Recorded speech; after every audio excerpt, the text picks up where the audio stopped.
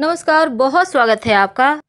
आज हम बहुत सारे दर्शकों के अनुरोध पर एक टोटका लेकर आए हैं। वैसे तो अभी तक हम धर्मा संवाद पर सिर्फ पूजा पाठ से संबंधित ही जानकारी दिया करते थे और राशिफल, लेकिन आज एक विशेष प्रयोग जो आपके जीवन के कष्ट को कम करेगा और यकीन कीजिए। तो वीडियो के अंत तक बने रहें। आज हम बहुत ही ज़्यादा ज्योतिषीय उपाय जो बहुत पावरफुल है आपके साथ साझा करेंगे। इसमें कहीं कोई तांत्रिक क्रिया ये नहीं है। एक बार हम फिर से रिपीट कर दें। बहुत सारी महिलाएं, बहुत सारे पुरुष भी, लड़के भी ऐसा कमेंट करते हैं, जीवन में बहुत परेशानी है, हर कदम पर संघर्ष है। बहुत सारे लोग ऐसे हैं जो हमें आगे बढ़ते हुए देखना ही नहीं चाहते। बहुत सारे पड़ोसी हैं जलते हैं। बहुत बार तो ये भी कहते हैं कि घर में ही लोग परेशान कर रहे हैं, क्या करें, अब कहाँ जाएं। तब आपके कमेंट्स पढ़कर हमें खुद रोना आता है। हाँ, ये ऐसा होता है क्योंकि जब हमारे जो स्वभाव हैं, हमारे जो ग्रह हैं, एक दूसरे से नहीं मिलते, जैसा कि राशिगत गुण होता है, तो बेवजह झगड़े होते हैं। कई बार तो किसी को देखकर बिना मतलब का गुस्सा आता है। ये क्या है? ये पिछले जन्म का कोई कर्म है, ये सब मान के इन चीज़ों को इग्नोर करते हैं।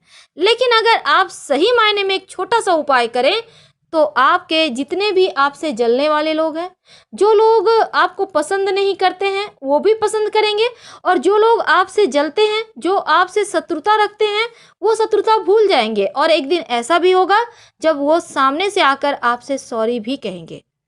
आखिर वो उपाय करें कैसे? क्या करें कि सब कुछ अच्छा हो जाए? आपको 3 सामग्री चाहिए होगा। हम पहले ही क्लियर कर दें, यह है भोजपत्र।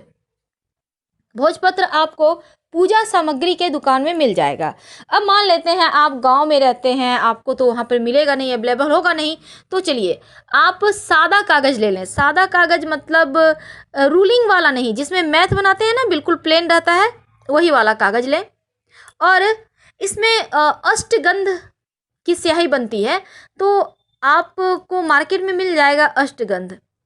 आप उसको आराम से आपको मिल जाएगा, आप ले आ सकते हैं। नहीं तो पंडित जी के पास भी, आपको जो भी आपके आसपास मंदिर होगा ना, पंडित जी को बोलिएगा थोड़ा सा अष्टगंध दीजिए, वो आपको दे देंगे। एक चुटकी भी मिल जाए ना तो आपका काम चल जाएगा। अब आपको अनार की कलम की यहाँ आवश्यकता होती है। अब अनार की कलम हर किसी को मिलेगा नहीं, ये जरा महंगा भी आता है, हर जगह अवेलेबल नहीं है। तब इसके बदले में आप बेलपत्र, जो शिवलिंग पर अर्पित किया जाता है, बेलपत्र आपको पता होगा, तो बेलपत्र के पत्ते में जो डंठल लगा होता है, उस डंठल को आप यूज कर सकते हैं। तो आप करेंगे क्या? और आपको चाहिए होगा शहद। शहद तो आपको लोकल में कहीं भी मिल जाएगा। एक छोटा सा बोतल 50 ग्राम का भी शीशी आप खरीद के ले आइए शहद का, और आपको उसी से काम चल जाएगा। 50 ग्राम, उससे छोटा बोतल तो मेरे ख्याल से शीशी नहीं आती होगी। खैर जो भी हो, तो इतनी सामग्री आपको चाहिए। ये थी सामग्री की लिस्ट। अब क्या करेंगे?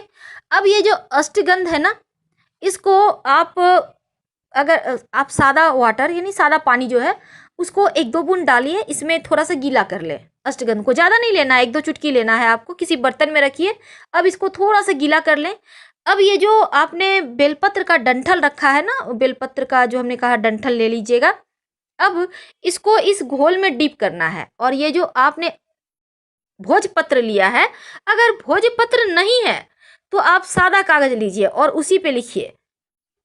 लेकिन एक बात उसके पहले ही हम क्लियर कर दें, ये कोई तांत्रिक क्रिया नहीं है। एक बार फिर से रिपीट कर रहे हैं, क्योंकि बहुत बार कन्फ्यूजन हो जाने के कारण, गलतफहमी हो जाने के कारण थोड़ी दिक्कतें बढ़ जाती है। तो आपको जब ये काम करेंगे ना, तो उस समय ये चूंकि पूर्णतया सात्विक है, तो इस समय आप नमः शिवाय का भी जप कर सकते हैं। ये प्रभु कृपा है। आप चाहें तो हनुमान चालीसा का पाठ कर सकते हैं। और ये टोटका आप अगर मंगलवार के दिन किसी कारणवश नहीं कर पाते हैं तो शनिवार के दिन भी कर सकते हैं, क्योंकि शनिवार के दिन भी टोने टोटके किए जाते हैं।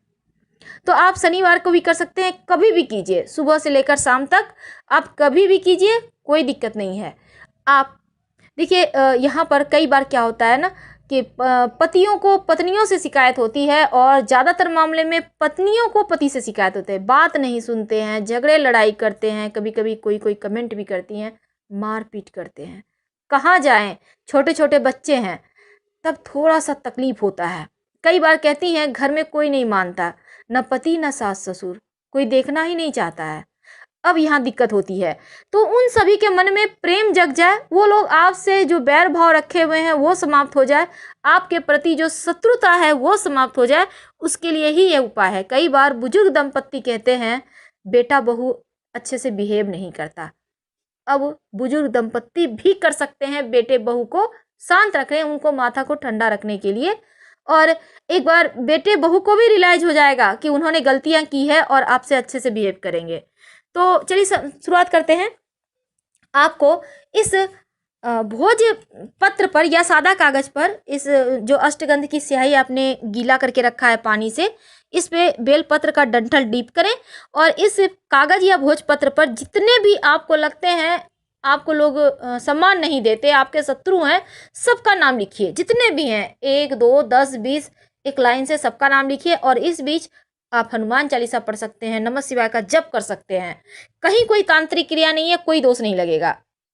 और इसके बाद आप इसे मोड़िए, अच्छे से मोड़ लें। अब शहद की जो आपने शीशी खरीदी हुई है ना, इसमें डुबो दें। अब शहद की शीशी में अच्छे से डुबो दें, जैसे कि अंदर चला जाए, बिल्कुल अंदर, और शहद अच्छे से कवर कर लें। आपको शहद खाली नहीं करना है, फुल रहने दीजिए। अब अच्छे से ढक्कन को पैक करके लगाइए। अब आप इसको ढक्कन को पैक करने के बाद अपने घर में ही कहीं भी छिपाकर कोने वगैरह में रख दें। नहीं कुछ तो आप पूजा घर में भी कहीं साइड में अच्छे से छिपाकर रख दें कि कोई इसको खोले नहीं, ऐसे ही पड़ा रहेगा। कुछ ऐसा साइड आप ढूंढ लें। अब आपके घर में ऐसा जगह नहीं है, छोटा सा घर है, अब मान लेते हैं आप फ्लैट में रहते हैं, जगह नहीं है, अब क्या करेंगे? तब ऐसे में जीवन की समस्त कठिनाइयों से बाहर निकलने के लिए आप अंत में एक उपाय करें। किसी भी पेड़ के नीचे इसको मिट्टी में दबा के गाड़ दें और ऐसे जगह गाड़िएगा कि ये युगों युगों तक पड़ा रहे, इसको कोई डिस्टर्ब ना करे। आप कहीं भी निकल के बाहर निकल के गाड़ सकते हैं और बिना पीछे मुड़े घर आ जाइए। अगर बाहर में आप ये उपाय करते हैं तो, और घर में करते हैं तो कहीं भी आप कहीं भी साइड में, अगर आपका बड़ा सा घर है या कहीं आपके घर में जगह है, घर में ही कहीं मिट्टी वगैरह आपको लग रहा है कि यहाँ पर आप दबा सकते हैं तो दबा दें, कोई दिक्कत नहीं है। और ये उपाय करने के बाद यकीन मानिए, जो भी व्यक्ति आपके प्रति बैर भाव था, जो अभी तक आपको सम्मान नहीं देता था, आपसे बात बात पे झगड़े लड़ाई करता था, आपसे बार बार आपको दुत्कारता था, वो अब दुत्कारना बंद कर देगा। और इसको आपको खोलना नहीं है, शहद की शीशी को आप भूल जाइए।